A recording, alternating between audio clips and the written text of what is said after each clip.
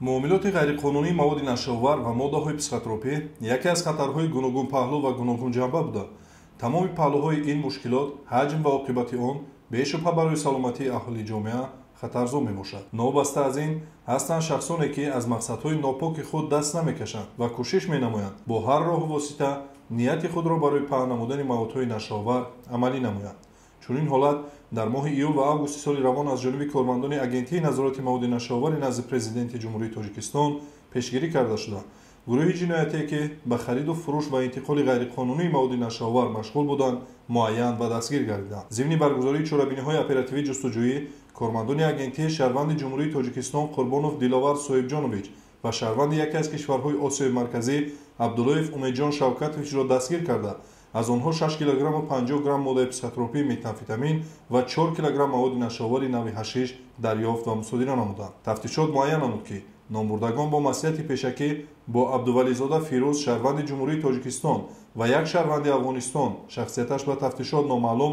мақсади интиқоли маводи нашаварро дар ҳаҷми махсусан калон ба хориҷи кишвар доштанд. вале кормандони агентӣ нагузоштанд ки ин гурӯҳи ҷинояткор бо мақсади нопоки худ ноил гарданд. ба ҳамин монанд санаи 5 августи соли ҷорӣ ҳангоми баргузории чорабиниҳои оперативии ҷустуҷӯӣ дар ҳудуди вилояти Суғд аз манзили истиқоматии шаҳрванд Алибоев Толибҷон Дадаҷонович воқеъ дар ҷамоати деҳоти Ёваи ноҳияи Бобоҷон Ғафуров 24 килограмм маводи нашавари нави афюн дарёфт ва мусодира гардид. нисбати Алибоев Толибҷон бо моддаи 200 қисми 4 банди д кодекси ҷиноятии ҷумҳурии Тоҷикистон парвандаи ҷиноятӣ оғоз гардид. санаи 7 августи соли 2025 зимни баргузории чорабиниҳои оперативии ҷустуҷӯӣ дар деҳаи Гулрези ҷамоати деҳоти Лоиқ Шералии шаҳри Панҷакин ҳангоми аз назаргузаронии замини назди ҳавлигии шаҳрванд Аслонов Диловар Раҳмонқулович 148 бех ниҳоли бангдона ва 26 килограмму 770 грамм бангдонаи хушккунидашуда дарёфт ва мусодира карда шуд. нисбати Аслонов Диловар Раҳмонқулович бо моддаи 204 қисми 4 банди д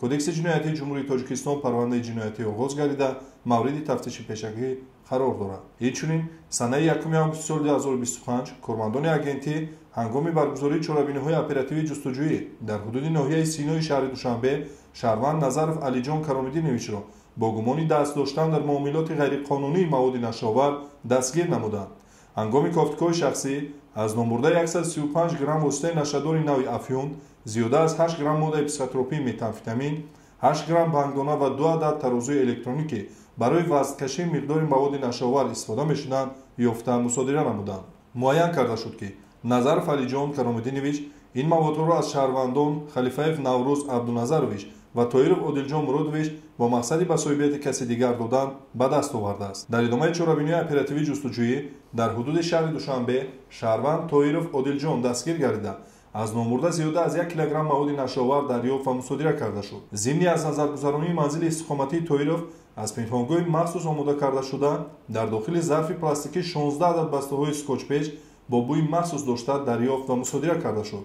мувофиқи маълумотномаи шуъбаи экспертизаи судии агентӣ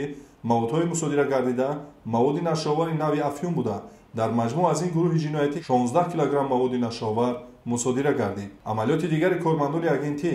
ки санаи 19 август дар ҳудуди шаҳри Душанбе доир гашт зимни баргузории чорабинии оперативии ҷустуҷӯӣ дар намуди харидории санҷишӣ шаҳрванд Ҳасанов Умедҷон Ширалиевич дастгир гардида аз номбурда зиёда аз 40 грамм маводи нашавари нави ҳашиш ва 180 грамм моддаи психотропии прегабалин мусодира карда шуд. муайян карда шуд ки Ҳасанов маводи нашавари нави ҳашишро аз Зарифов Сайвалӣ Орифович бо мақсади ба соҳибияти каси дигар додан соҳиб шудааст. санаи 20 августи соли ҷорӣ ҳангоми баргузории чорабинии оперативии ҷустуҷӯӣ кормандони агентии Зариф Сайвалӣ Орифовичро дар манзили истиқоматии иҷоравиаш воқеъ дар суруғаи шаҳри Душанбе ноҳияи Фирдавсӣ кӯчаи Якачинор хонаи 12 дастгир намуданд. зимни аз назаргузаронии манзили Зарифов аз ҳуҷраи хоби ӯ 93-36 грамм воситаи нашадори нави ҳашиш, 0,11 грамм моддаи сахттаъсири нави тропикамид, 0,48 грамм моддаи психотропии нави метамфетамин ва 2,7 грамм прегабалин дарёфт ва мусодира карда шуд.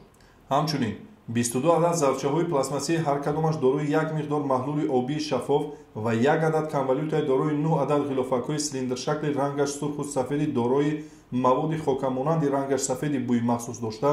2 адад тарозучаи электронӣ, 2 адад қутиҳои картонӣ дорои зарфчаҳои пластмассӣ бо навиштаҷоти Дексамин ва Дексаплюс, 1 адад зарфи пластмассӣ бо навиштаҷоти Нафтизин, 13 عدد оташфурӯзонакҳои хурду калон, 2 عدد оташфурӯзонак бо найчаҳои пластмассӣ муҷаҳҳазшуда, 22 عدد найчаҳои пластмассии гуногун ранг, 10 عدد фурӯзонакҳои хурди олудаи маводи сӯхташуда ва 5 عدد системаҳои таъиноти тиббӣ дошта низ дарёфт ва мусодира карда шуданд. Инчунин зимни кофткои шахсӣ аз либоси дар тандоштаи Зарифов 19142 грамм моддаи психотропии нави метамфетамин ёфта гирифта шуд. Муайян гардид ки Зарифов бо мақсади ғаразнок ба савдои чаканаи маводи мухаддир машғул буданд, яъне ба даст овардани манфиати моддӣ бо роҳи зиёд кардани доираи истеъмолкунандагон ва гарм кардани бозори фурӯши маводи нашаовар дар манзили истиқоматии иҷоравиаш фасодхона барои мунтазам истеъмол намудани маводҳои нашаовар ташкил карда, баҳри амалӣ намудани ин ангезаи ҷинояткоронаи худ шароити мусоид ва лавозимоти зарурӣ фароҳам оварда, манзили зикргардидаро мунтазам ба шаҳрвандон Ашуров Давроналӣ Қурбоналиевич, Абдаков Фазлиддин Убайдуллоевич, Очилдиев Фаррух Саидахмедович, Сафаров Сайвалӣ Муродович, Бомулоев Саид Ҳабибуллоевич ва Азизов Идибек Абдумаҷидович барои истеъмоли воситаи нашадор ва моддаи психотропӣ шароити мусоид муҳайё кардааст.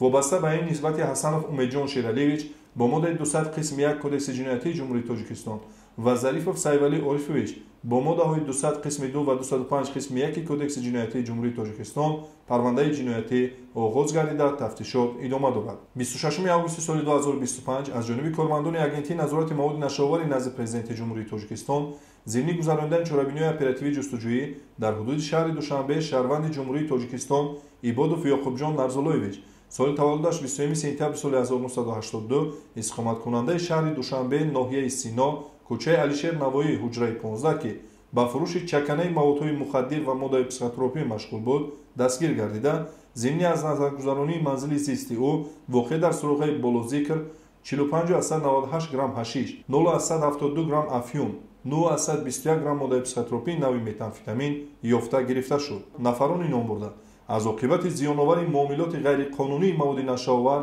вобасташавии насли ҷавон ва аз байн бурдани солимии ҷомеа боре ҳам наандешиданд, мақоли гурсӯзаду дегҷӯшадро шиёри худ намуда, роҳҳои ғайриқонунии интиқоли ин гуна маводҳои хатарзоро пешаи худ намуданд, ки оқибати ин амали нангини онҳо аз чашми кормандони ҳифзи ҳуқуқ дур намонд.